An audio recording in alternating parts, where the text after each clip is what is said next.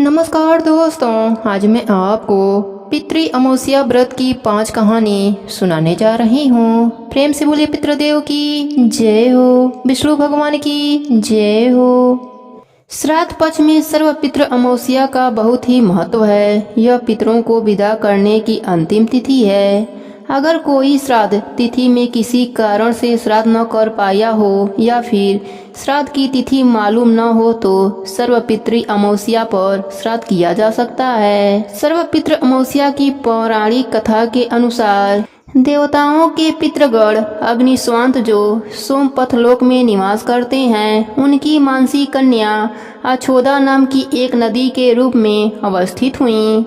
मत्स्य पुराण में अछोदा सरोवर और अनछोदा नदी का जिक्र मिलता है, जो कि कश्मीर में स्थित है। एक बार अछोदा ने 1000 वर्ष तक तपस्या की, जिससे प्रसन्न होकर देवताओं के पितृगण अग्निस्वांत और वहिष्पद अपने अन्य पितृगण अमावसु के साथ अछोदा को वरदान देने के लिए आश्विन अमावस्या के दिन उपस्थित हुए। उन्होंने अछोदा से कहा कि हे पुत्री, हम सभी तुम्हारी तपस्या से अति प्रसन्न हैं, इसलिए जो वर चाहो मांग लो। लेकिन अछोदा ने अपने पितरों की तरफ ध्यान ही नहीं दिया। वह अति तेजस्वी पितृ अमावसु को अपलक निहारती रही। पितरों के बार बार कहने पर उसने कहा, हे भगवान, क्या आप मुझे सचमुच वरदान देना चाहते हैं? इस पर तेजस्वी पितृ अमावसु ने कहा, हे अछोदा, वरदान पर तुम्हारा अधिकार सिद्ध है, इसलिए निसंकोच कहो। अछोदा ने कहा, भगवान, यदि आप मुझे वरदान देना ही चाहते हैं तो मैं तत्क्षण आपके साथ रमण कर आनंद लेना चाहती हूँ। अछोदा के इस तरह कहे जाने पर सभी पितृ क्रोधित हो गए। उन्होंने अछोदा को श्राप दिया कि वह पितृलोक से पतित होकर पृथ्वी लोक पर जाएगी। पितरों के इस तरह श्राप दिए जाने पर अछोदा पितरों के पैरों में गिरकर रोने लगी। इस पर पितरों को दया आ गई। उन्होंने कहा कि अछोदा, तुम पतित योनि में श्राप मिलने के कारण मत्स्य कन्या के रूप में जन्म लोगी। पितरों ने आगे कहा कि भगवान ब्रह्मा के वंशज महर्षि पराशर तुम्हें पति के रूप में प्राप्त होंगे। तुम्हारे गर्भ से भगवान व्यास का जन्म होगा। उसके उपरांत भी अन्य दिव्य वंशों में जन्म लेते हुए तुम श्राप मुक्त होकर पुनः पितृलोक में वापस आ जाओगी। पितरों के इस तरह कहे जाने पर अछोदा शांत हुई। अमावसु के ब्रह्मचर्य और धैर्य की सभी पितरों ने सराहना की एवं वरदान दिया कि यह अमावस्या की तिथि अमावसु के नाम से जानी जाएगी। जो प्राणी किसी भी दिन श्राद्ध न कर पाए, वह केवल अमावस्या के दिन श्राद्ध तर्पण करके सभी बीते 14 दिनों का पुण्य प्राप्त करते हुए अपने पितरों को तृप्त कर सकते हैं। तभी से प्रत्येक माह की अमावस्या तिथि को सर्वाधिक महत्व दिया जाता है और यह तिथि सर्वपितृ श्राद्ध के रूप में भी मनाई जाती है। उसी पाप के प्रायश्चित हेतु कालांतर में यही अछोदा महर्षि पराशर की पत्नी एवं वेद व्यास की माता सत्यवती बनी थी। तत्पश्चात समुद्र के अंशभूत शांतनु की पत्नी हुई और 2 पुत्र चित्रागत तथा विचित्र वीर्य को जन्म दिया था। इन्हीं के नाम से कलयुग में अष्टका श्राद्ध मनाया जाता है। प्रेम से बोलिए पितृदेव की जय हो। अब सुनते हैं पितृ अमावस्या में सुनी जाने वाली गीता के 7वें अध्याय की कथा। प्रेम से बोलिए कृष्ण भगवान की जय हो। भगवान श्री कृष्ण ने कहा, हे अर्जुन, मेरे प्रति मेरे मन में श्रद्धा भाव कैसे जागेगा, यह मैं तुझे बताता हूँ। इसे जान लेने के पश्चात बाकी कुछ भी जानने की आवश्यकता ही नहीं रहती। हे पार्थ, सृष्टि के हजारों प्राणियों में से कोई बिरला ही ऐसा होता है जो मुझे अथवा मेरे परम पद को पाने का प्रयास करता है। ऐसे प्रयासकर्ताओं में भी कोई बिरला ही होता है जो मुझे तत्व से जान पाता है और मुझ में मन से श्रद्धा का भाव रखता है। हे धनुर्धर अर्जुन, पृथ्वी, जल, आकाश, वायु, तेज, मौन, बुद्धि एवं अहंकार रूपी 8 तत्व ही मेरी प्रकृति है। इन सब की उत्पत्ति मेरे ही माया से होती है। यह सभी 8 तत्व शरीर के भीतर भी हैं और बाहर भी। शरीर के अंदर इनकी क्या स्थिति होती है, अब यह भी जान लो। धरती का अंश मांस है, जल का अंश लहू है और तेज अग्नि है जो उदर में अन्न को पचाती है। आकाश का अंश पोलापन है तथा मन, बुद्धि और अहंकार यह आठों मेरी माया है। हे कुंती नंदन, नावा तत्व स्वयं प्राणी है। सारा संसार इन्हीं तत्वों का है। 84 लाख योनियां भी इन्हीं की बनाई हुई है। अब यह भी सुन कि मैं कैसा हूँ और कौन हूँ। सारी सृष्टि मेरी ही माया से उत्पन्न है। मेरे ही द्वारा यह सब उत्पन्न हुए हैं। मैं ही पालनहार हूँ और मैं ही संहार करता हूँ। मैं सबसे अलग हूँ, लेकिन मुझसे अलग कुछ भी नहीं है। हर प्राणी मुझसे इस प्रकार जुड़ा हुआ है जिस प्रकार मोती माला में पिरोए होते हैं। अर्थात सृष्टिगत जितने भी प्राणी हैं उनमें मेरा ही अंश विद्यमान है। हे अर्जुन, जल में मैं रस तत्व हूँ तथा चंद्रमा व सूर्य में प्रकाश तत्व हूँ। वेदों में मेरी महिमा रूपी अमृत है। आकाश में शब्दमय हूँ। पुरुषों में पुरुष तत्वमय हूँ। पृथ्वी पर पवित्र गंध तत्वमय हूँ। अग्नि का तेज तत्वमय हूँ और सभी प्राणियों का जीवन भी मैं ही हूँ। अर्थात जीवित प्राणी का आधार तत्व श्वास मैं ही हूँ तथा तपस्वियों का तप भी मैं ही हूँ। संसार में जितने भी तत्व हैं वह अन्य तत्वों पर आश्रित होते हैं और उन सब का तत्व रूप सार मैं ही हूँ। हे धनंजय, सृष्टिगत जितने भी प्राणी हैं उनके रोम रोम में तू मुझे ही समझ। तेजस्वियों का तेज, बलवानों का बल और बुद्धिमानों की बुद्धि मुझसे ही है। प्राणियों द्वारा शास्त्रानुकूल किए जाने वाला शुभ कार्य भी मैं ही हूँ।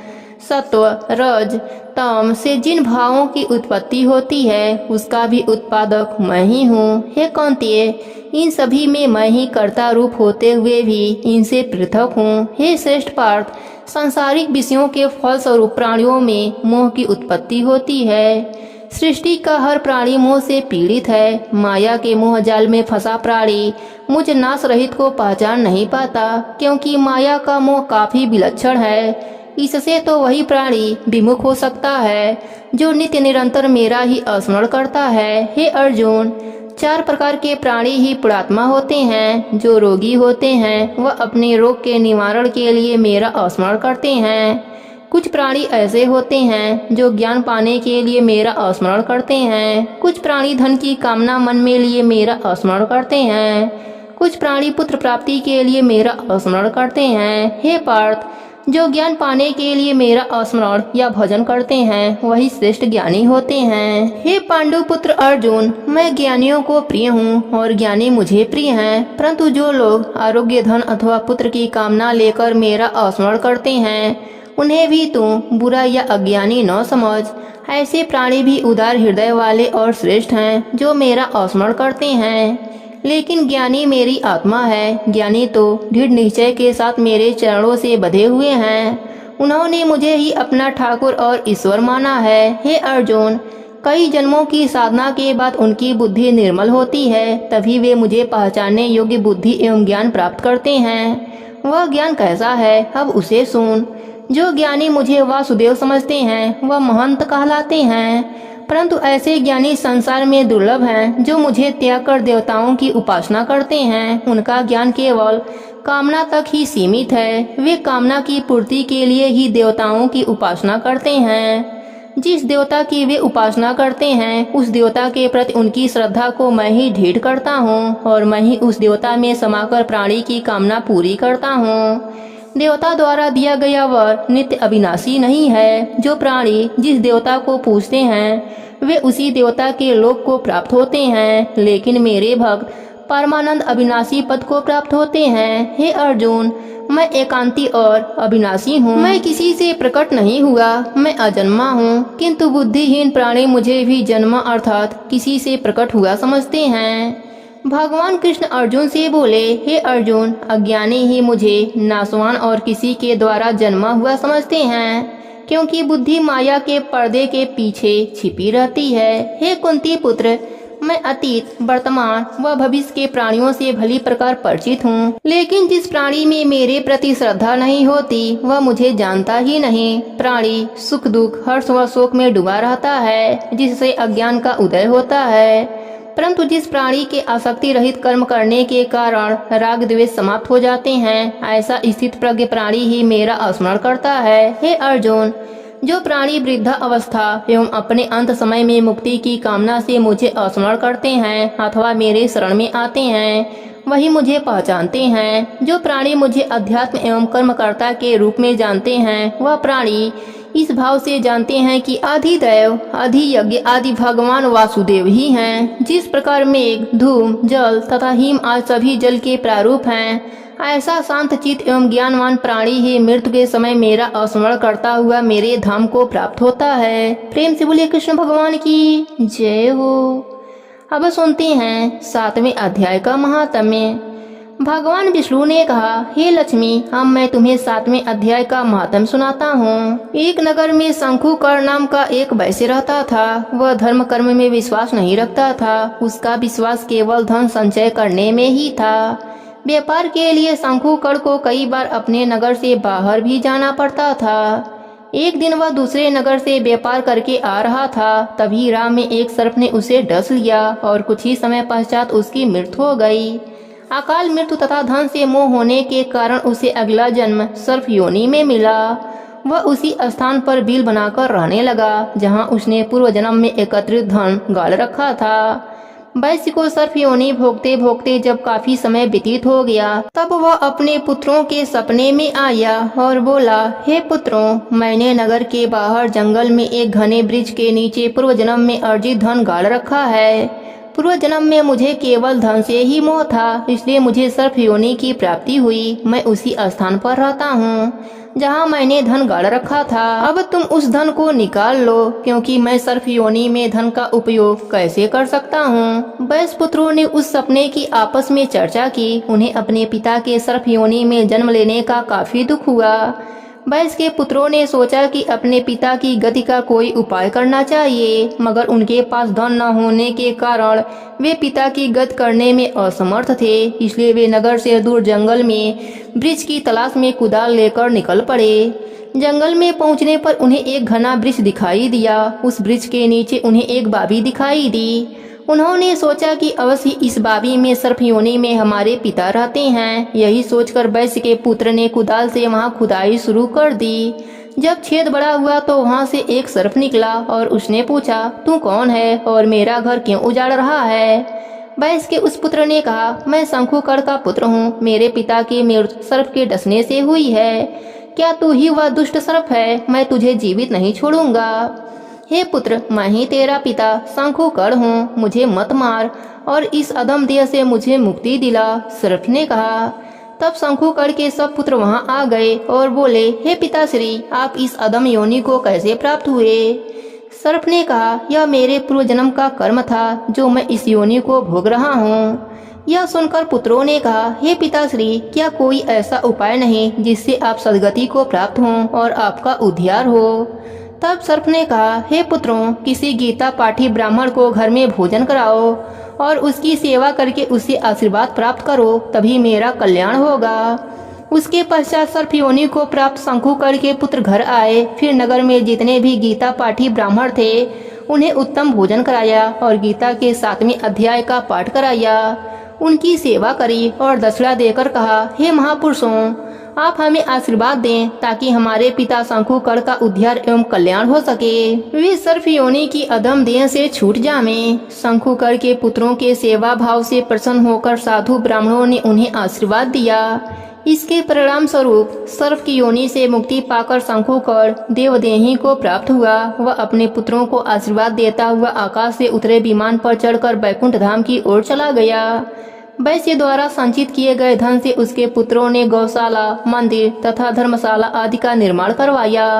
भगवान विष्णु ने कथा सुनाने के उपरांत कहा, हे लक्ष्मी, इस प्रकार गीता के 7वें अध्याय के प्रभाव से कंजूस वैश्य सर्प योनि से मुक्ति पाकर मेरे धाम को चला गया। 7वें अध्याय का श्रवण मात्र करने से ही प्राणियों के सारे पाप नष्ट हो जाते हैं। प्रेम से बोलिए विष्णु भगवान की जय हो। अब सुनते हैं 3 पनौती माता की कहानी। प्रेम से बोलिए मौसिया माता की जय हो। एक गांव में एक बुढ़िया माई अपने बहू बेटे के साथ रहती थी। उसका बेटा परदेश में धन कमाने के लिए गया हुआ था, इसलिए सास और बहू दोनों अकेले ही रहा करते थे और एक दूसरे की देखभाल किया करते थे। सास बहू में बहुत प्यार था, बिल्कुल माँ बेटे की तरह वह रहते थे। एक दिन बहू ने खाना नहीं खाया तो सास ने बहू से पूछा कि आज तुमने खाना क्यों नहीं खाया। तब बहू ने कहा, माँ जी, आज मेरा 3 पनौती अमावस्या का व्रत है, इसलिए मैंने खाना नहीं खाया। तब सासू माँ ने कहा, बहू यह कैसा व्रत होता है और यह व्रत करने से क्या फल मिलता है, मुझे भी बताओ। तब बहू ने कहा, माँ जी 3 पनौती अमावस्या का व्रत करने से बहुत पुण्य मिलता है, घर में अन्न धन बना रहता है, सुख शांति बनी रहती है और अटल सुहाग मिलता है, पुत्र की प्राप्ति होती है। इस व्रत में प्रत्येक वर्ष अलग अलग खाना खाया जाता है, विष्णु भगवान के मंदिर में चढ़ावा चढ़ाया जाता है या फिर ब्राह्मण को दान दिया जाता है। इस व्रत में पहले साल शक्कर, घी और चावल से बना खाना खाया जाता है। पहले साल व्रत पूर्ण होने के बाद 1.25 किलो चावल, 1 कटोरी घी और 1 कटोरी शक्कर दान में किसी ब्राह्मण को दिया जाता है। दूसरे साल जौ, घी और शक्कर से बना खाना खाया जाता है। जब दूसरे साल का व्रत पूर्ण हो जाता है तब 1.25 किलो जौ, 1 कटोरी घी तथा 1 कटोरी शक्कर किसी मंदिर में चढ़ाया जाता है या फिर किसी ब्राह्मण को दान में दिया जाता है। तीसरे साल गुड़, तिल और घी से बना व्यंजन खाया जाता है। जब तीसरे साल व्रत पूर्ण हो जाता है तो आधा किलो तिल, गुड़ और 1 कटोरी घी किसी मंदिर में चढ़ाया जाता है या फिर किसी ब्राह्मण को दान दिया जाता है। इसे ही 3 पनौती अमावस्या व्रत कहा जाता है। फिर बहू ने कहा कि इस व्रत का अगर संकल्प लेते हैं तो इसे पूरा करना जरूरी होता है। अगर पूरा नहीं कर सकते हैं तो सास बहू में झगड़ा या घर में अशांति छाई रहती है। तब सास ने बहू से कहा कि मेरी तो उम्र हो गई है, लेकिन तुम यह व्रत करो। तब बहू यह व्रत करना आरंभ कर देती है। लेकिन एक दिन बहू ने किसी के कहने पर गेहूं से बनी रोटी खा ली। अब अमावस्या माता इस बात से नाराज हो गईं। जो सास और बहू में बहुत प्यार रहता था, उन दोनों में झगड़े नहीं होते थे। अब उन दोनों में झगड़े होने लगे। सभी गांव वाले भी हैरान हो गए कि अब यह क्या हो रहा है। सास अपने बहू से उल्टा सीधा ताने देने लगी और बहू अपने सास से लड़ने झगड़ने लगी। दोनों को इस तरह लड़ते झगड़ते देखकर लोग कहने लगे कि देखो तो यह दोनों कितने प्यार से रहते थे और अब दोनों में कितनी लड़ाई झगड़ा होती है। एक दिन सास ने अपने बहू से ताना मारा कि जब से हमारे घर में तुम बहू बनकर आई हो तब से हमारे घर की लक्ष्मी कहीं चली गई हैं। तुम तो हमारे लिए अशुभ हो। तुम्हारे कारण ही हमारे घर में कलेश और अशांति छाई रहती है। अब बहू को यह बात लग गई और वह अपने सास से कहने लगी कि मैं आपके घर के लिए अशुभ हूँ तो ठीक है, मैं आपके घर से जा रही हूँ। आपके घर में अब मैं लक्ष्मी जी को लेकर ही आऊंगी। जब तक मैं लक्ष्मी माता को नहीं पा जाऊंगी आपके घर में पैर नहीं रखूंगी। तब सास बहू से कहा, असल की हो तो जा, मेरे घर की लक्ष्मी को लेकर आ। तब बहू ने कहा, ठीक है माँ जी, मैं लक्ष्मी को लेने जा रही हूँ, लेकिन मुझे यह बताइए कि लक्ष्मी माता मुझे कहाँ मिलेंगी। तब सासू माँ ने कहा, लक्ष्मी माता तुमको समुद्र के बीच में भगवान विष्णु जी के पैर दबाती हुई मिलेंगी।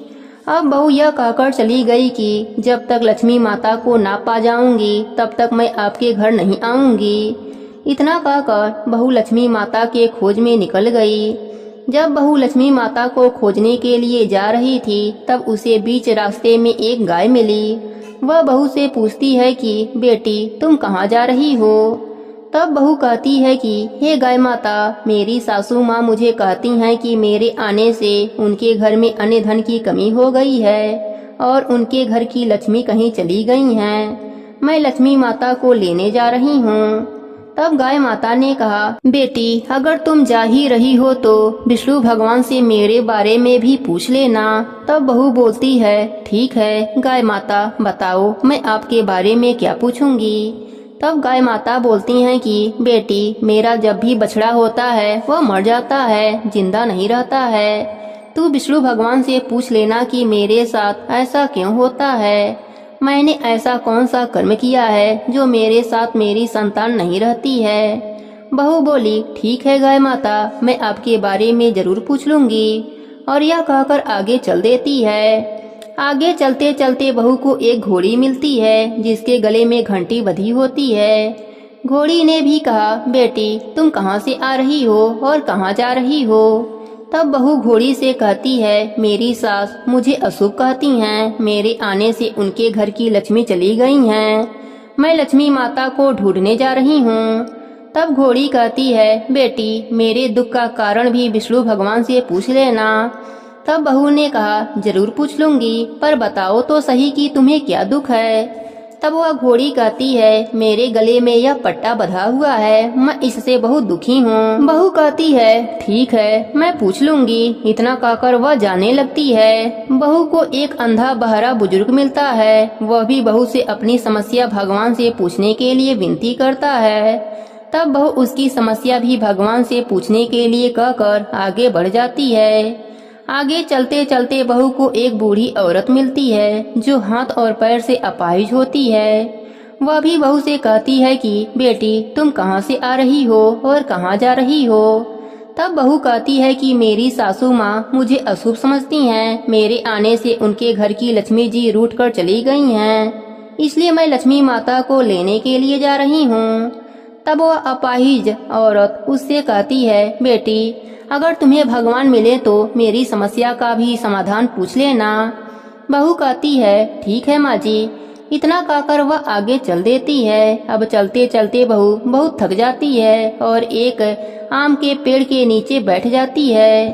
तब आम का पेड़ खुश होकर बहू से पूछता है कि बेटी तुम कहाँ से आ रही हो और कहाँ जा रही हो। तब बहू कहती है, वह लक्ष्मी माता को लेने के लिए जा रही है। तब पेड़ भी अपनी समस्या भगवान से पूछने के लिए विनती करता है। कहता है, बेटी मेरे पेड़ पर लगे आम खट्टे रहते हैं, इस बारे में भगवान से जरूर पूछ लेना। तब बहू उसकी भी समस्या लेकर आगे बढ़ जाती है। अब आगे बहू को एक नदी मिलती है। वह नदी बहू से कहती है, हे बेटी तुम मेरी भी समस्या भगवान से पूछ लेना कि मेरी तलहटी का पानी इतना मैला क्यों रहता है, कोई भी इसे नहीं पीता है। तब बहू कहती है, जरूर पूछ लूंगी। इतना कहकर आगे बढ़ जाती है। बहुत दिन जंगल में चलते चलते बहुत थक जाती है। अब बहू को भूख प्यास लग जाती है, लेकिन बहू को खाने को कुछ नहीं मिलता। अब वह बहुत थक जाती है और भूख के कारण बेहाल हो जाती है और वहीं जंगल में बेहोश होकर गिर जाती है। उसी समय विष्णु भगवान लक्ष्मी माता के साथ वहां से गुजर रहे होते हैं। तब माता लक्ष्मी विष्णु भगवान से कहती हैं, हे नाथ यह आपकी बहुत बड़ी भक्त है, आप इसके दुखों का निवारण कीजिए। तब भगवान विष्णु कहते हैं कि इस संसार में बहुत जीव दुखी हैं, सभी को अपने कर्मों का फल भोगना पड़ता है। वह किस कर्म का फल भोग रहे हैं, किन किन के दुख का मैं निवारण करूं। तब माता लक्ष्मी ने विष्णु भगवान से विनती करी और कहा, यह भूखी प्यासी है और इसे ऐसे ही यहाँ छोड़ दिया तो जंगली जानवर इसका शिकार बना लेंगे। लक्ष्मी माता की बात सुनकर विष्णु भगवान एक साधु का भेष धारण करते हैं और बहू के पास पहुँच जाते हैं और होश में लाते हैं। जब बहू होश में आती है तो साधु के भेष में भगवान उससे पूछते हैं कि वह यहाँ क्यों आई है और कहाँ जा रही है। तब बहू पूरी बात बताती है। उसकी सास उसे अशुभ समझती हैं और उसके कारण उसके घर की लक्ष्मी कहीं चली गई हैं, इसलिए वह लक्ष्मी माता को खोजने निकली है। उसकी बात सुनकर विष्णु भगवान और लक्ष्मी माता प्रकट होते हैं और उसके साथ अमावस्या माता भी प्रकट होती हैं। बहू उनके चरणों में गिरकर वंदना करती है, बार बार नमस्कार करती है और उनके चरणों में गिरकर धन्यवाद देती है जो मुझे आपने साक्षात दर्शन दिए।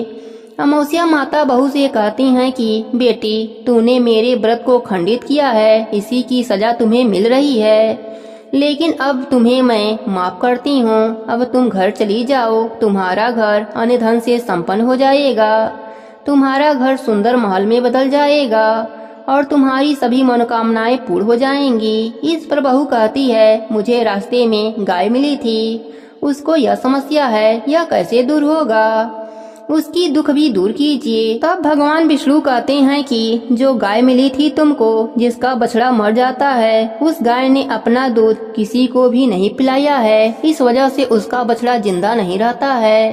अगर तुम उसका दूध पी लोगी तो उसका बछड़ा जिंदा रहेगा। तब बहू घोड़ी के बारे में पूछती है कि उसका भी दुख दूर कीजिए।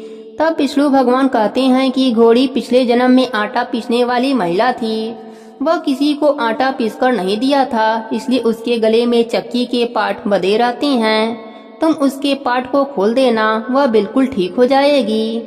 तब बहू बुजुर्ग महिला के बारे में भगवान से पूछती है। तब भगवान कहते हैं वह बुजुर्ग कभी भी भगवान के मंदिर में नहीं गई और ना ही कभी उसने भगवान का भजन सुना। तुम उसको मंदिर में ले जाना और भगवान के दर्शन करवा देना, वह ठीक हो जाएगी। तब बहू बुजुर्ग के बारे में भी पूछती है और ठीक होने का उपाय पूछती है। तब भगवान विष्णु कहते हैं कि जो बुजुर्ग है उसने कभी भी अपनी जवानी में कोई दान पुण्य नहीं किया, इसलिए उसे यह सजा मिली है। तुम उसके हाथ से दान पुण्य करवा देना तो उसकी विकलांगता दूर हो जाएगी। फिर बहू आम के पेड़ के बारे में विष्णु भगवान से पूछती है तो विष्णु भगवान कहते हैं कि उस आम के पेड़ ने कभी किसी बच्चे को अपने आम नहीं खाने दिए, इसलिए उसके सभी आम खट्टे रहते हैं। तुम उस पेड़ का आम खा लेना, फिर उस पेड़ पर मीठे आम आने लगेंगे। फिर बहू नदी के पानी के बारे में विष्णु भगवान से पूछती है। तब विष्णु भगवान कहते हैं कि जो नदी है और उसकी जो तलहटी है वह पिछले जन्म में देवरानी और जेठानी थीं। वह हमेशा लड़ती झगड़ती रहती थीं, इसलिए उनका पानी इतना मैला रहता है।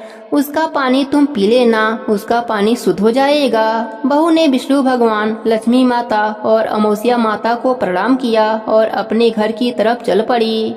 रास्ते में जो जो मिलता गया उन्हें सभी उपाय बताती गई। सभी उसे आशीर्वाद देते हैं और घर जाते ही उसका घर एक सुंदर महल में परिवर्तित हो जाता है तथा घर में अन्य धन भंडार भर जाता है।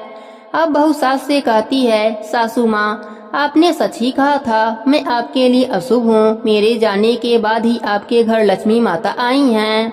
अब आप यहाँ पर आराम से रहिए, अब मैं मरने के लिए जा रही हूँ। तब सासू माँ ने कहा, नहीं बेटी, यह सब तो तुम्हारे 3 पनौती अमावस्या के व्रत का फल है जो हमें मिला है। तुम यहीं पर रहोगी, कहीं नहीं जाओगी। तुम तो मेरे घर की गृह लक्ष्मी हो, तुम्हारे कारण ही तो यह सब वैभव मिला है। अब सास बहू दोनों मिलकर खुशी खुशी रहने लगी। बहू अपने गलती के लिए अपने सास से क्षमा मांगती है कि यह सब अमावस्या माता के नाराजगी होने से हो रहा था।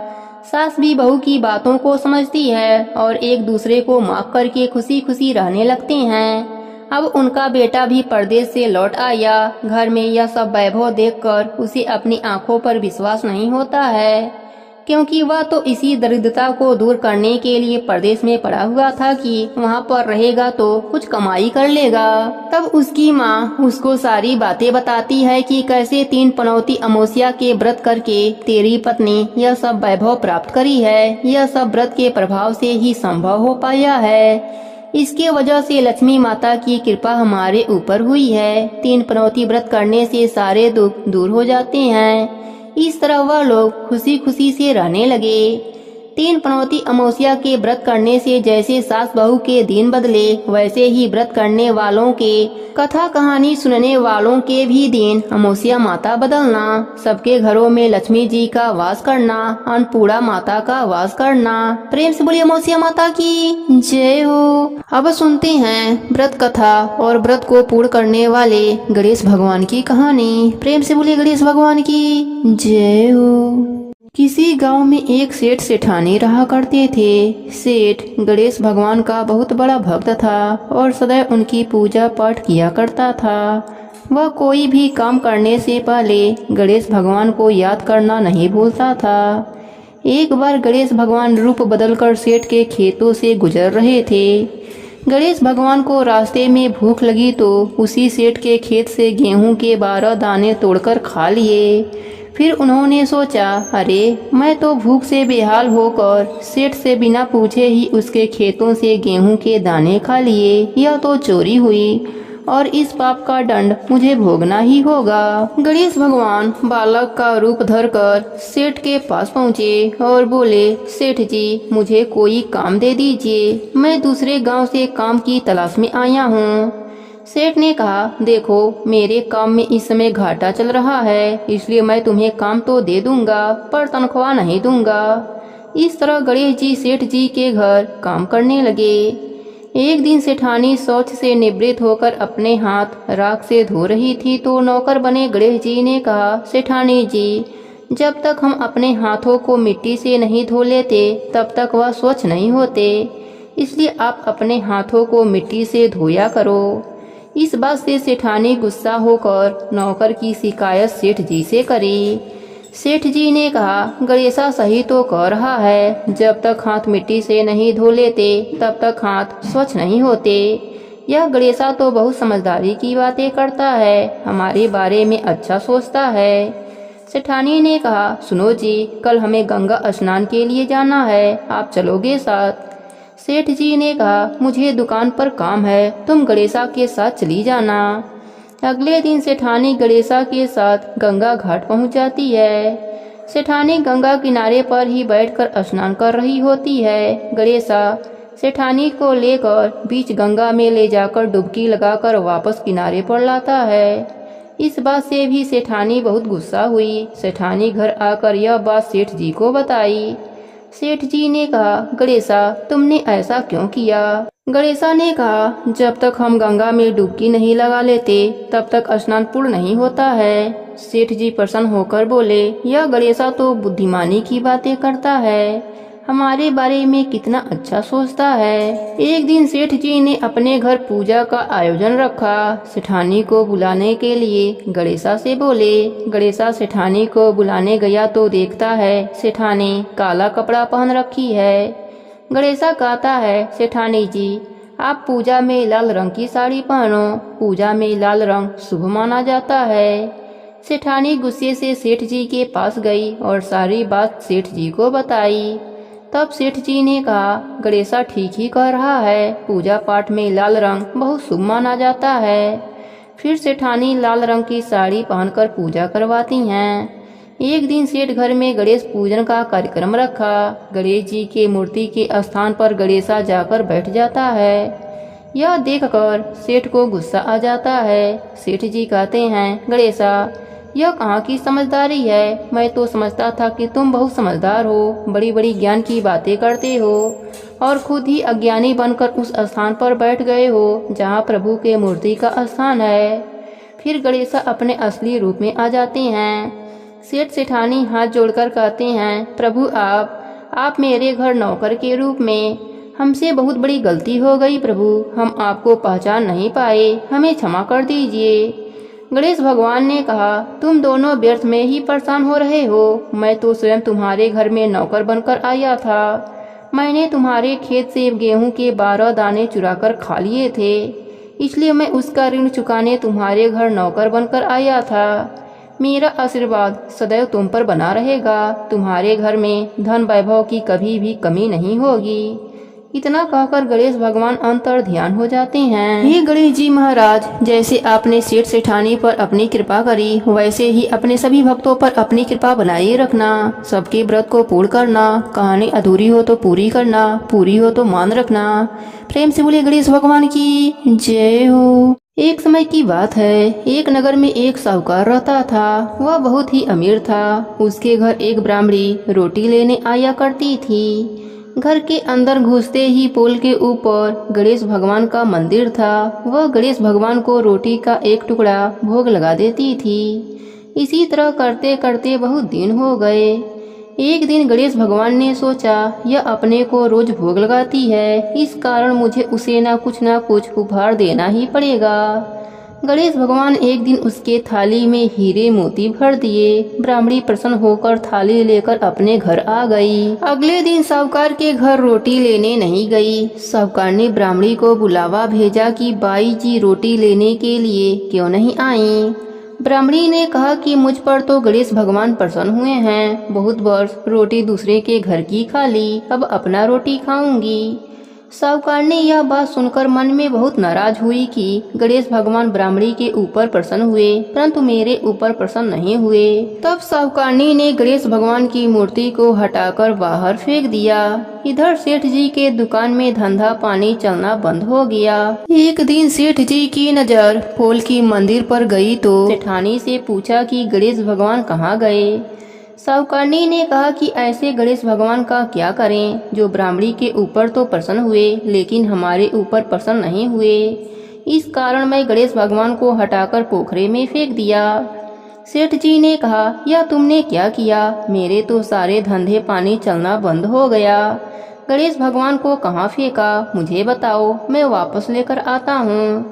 साहूकार जी वापस गणेश भगवान को लेने के लिए गए तो गणेश भगवान इतने भारी हो गए कि उठे ही नहीं। साहूकार ने कहा कि हे प्रभु, मुझसे क्या गलती हो गई है, मुझे क्षमा कर दीजिए और मेरे साथ मेरे घर पर चलिए। गणेश भगवान और भी भारी होते गए और बोले कि मैं नहीं चलूँगा, पहले साहूकारनी को बुलाकर लाओ, यहाँ पर आकर नाक रगड़े माफी मांगे तो मैं चलूँ।